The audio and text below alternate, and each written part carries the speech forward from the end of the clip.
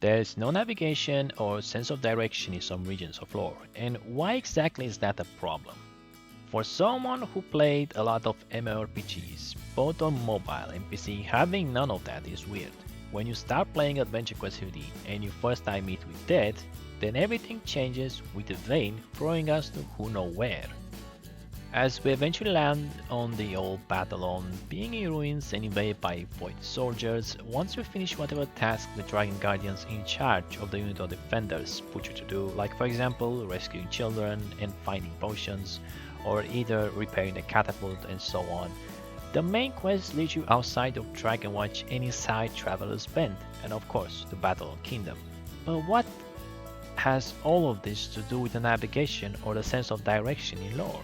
The first map you start your journey with is Greenwell Forest, and also where you get the first rune on the portal in Battleon Kingdom. Following next is Hardwood Forest, Livingstone Caverns, Doomwood Forest, Bone Cliffs, and the rest is history. While reaching Bone Cliffs, you are met with two roads only, one heading to Shadow Skull Tower while the other is heading towards Ashfall region. Yet, if you take a look at the travel menu, the regions you unlocked ends either on Ashfall or Shadow Skull Tower. The rest like Mysterious Islands, Frostvale, Arkan Grove, Dragon Graveyard, War Tree or Sandsea are nowhere to be found.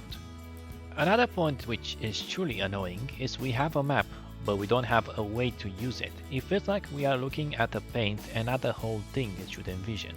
If we are talking about navigation, airships should be part of it, since Battleon seems to have such crafts inside Trade District.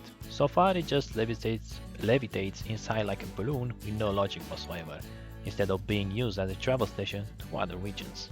That can only be found on the portal in Battleon Central, it seems. I've seen such crafts flying in dead there, to going to Lolosia and even inside the box springs. If that was the case, why can't we make use of this? Actually, why add it in the first place if all it's doing is being part of a decoration? Another point which may do some great to Battleon Kingdom, since it has become quite a ghost town lately, add a port outside of Battleon connected to the river that might connect to the Lolosia or Yokai. Would make sense you would take either airship to sail the sky or just the classic way of sailing. It happened to me a long time ago while I glitched on accident and got outside the map. I've seen that the river connects to the ocean, so my question is, why wouldn't you at least add a port so that it makes sense about where mysterious islands are, instead of using the portal all the time? Let's say you need to go somewhere to find rare metals, and you ask a wizard to teleport you there. Once there, you find all the rare metals needed for whatever the quest asks you of. Then you want to go back. Exactly how are you going to do that, since the only person able to do it was the wizard? And need I remind you, he's on the other side of the world, no contact whatsoever.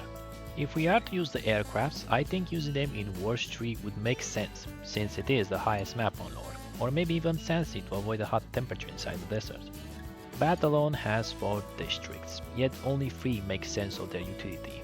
Trade districts should not only emphasize like merchant trading, but also materials trading, and since we see the airship, wouldn't it make sense to utilize such craft in search of such materials needed for whatever the NPC inside said district would want to get, like some sort of mini quest. Alas, there's a lot of things to be mentioned, but I think I already reached what I want to say. So next time it will be for the best you don't add extra detail to maps as to not confuse and disappoint the majority of people excited to use said detail, be it for travel or not.